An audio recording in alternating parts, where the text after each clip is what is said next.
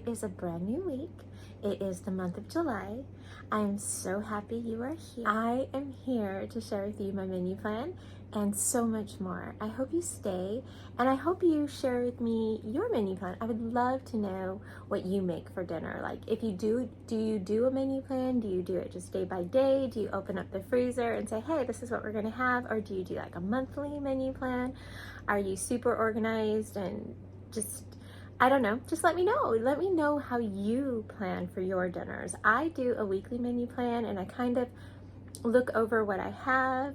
I go to the grocery store, I look and see what kind of sparks my interest. I look through my recipe books to see what I may want to make that week, what seems fun. Sometimes, I love to make, this week I'm going to be making some meatloaf and chicken and pork and all the usuals, and throw a little Italian and Mexican into it. But I would really love to know what's on your menu plan. And so I'm going to share with you mine. So I'm going to turn you around and we are going to look at my menu plan, okay? Okay, so this week's menu plan that will go into my binder, and it's filling up quite nicely too. All right, so this week's menu plan. So this week's menu plan is for July 16th through the 22nd. And grilled chicken, loaded baked potato, grilled asparagus, a garden salad, and some bread. And if you stay to the end, you will see the grilled chicken and the loaded baked potato. And it came out perfect. Then I'm going to make some homemade pizza, which I'm super excited about because I just love to make homemade dough.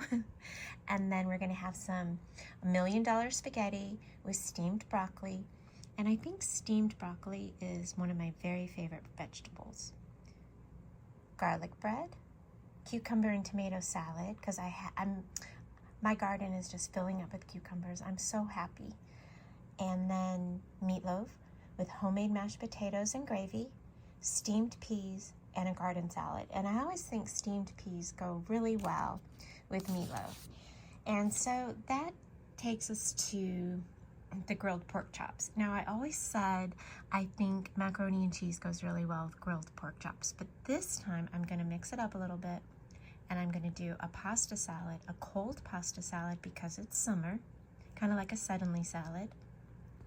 Grilled asparagus with squash because my garden is giving me beautiful squash, a garden salad, some bread, and all the bread that is being served with my dinners is homemade. I made some beautiful loaves of sourdough, and I will share what it looks like after this too. I shared it in my last video, but I'll share it again in case you missed it.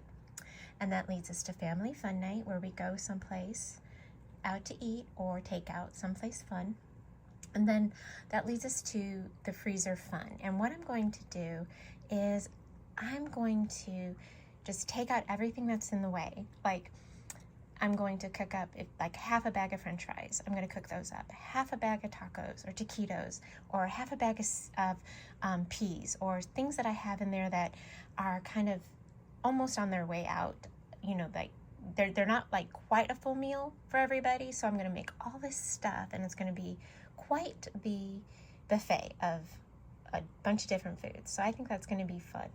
And I have to make some banana pudding because it's summer, and you have to have banana pudding during summer. It's a rule. So this is my menu plan. I hope it gave you some ideas, and I would love to hear what's on your menu plan if you make one. And with that, we'll get on to the next video. In 2 and 2. As promised, here is the video clip of my sourdough bread that I made, and you can freeze it. It freezes beautifully, but I do suggest that you cut it in slices before you freeze it. And the flour that's on the bread after it's cooking, it just gives it that rustic look, and I just think it looks so beautiful. And I am perfecting my technique on putting designs on it, but it's a work in progress. But I do have a lot of fun making this sourdough bread, and it tastes so yummy. One more thing about this bread, it makes the best grilled cheese, and you can also cut the top off and dig out the bread from the center and put like a broccoli cheese soup in it, and it's just perfect. So let me know if you make sourdough bread also. I take this raw chicken and I put it on the grill. And while this is cooking on the grill, I'm going to take these russet potatoes and I'm going to scrub them clean in the sink. And I'm going to poke the potatoes. You don't wrap them in foil and then poke them. You take your fork and you poke the potatoes and then you wrap them in foil. That way you don't get foil inserted inside the potato. And this was the grilled chicken, and I put garlic and onion powder on it with some paprika and some pepper, and it came out so yummy.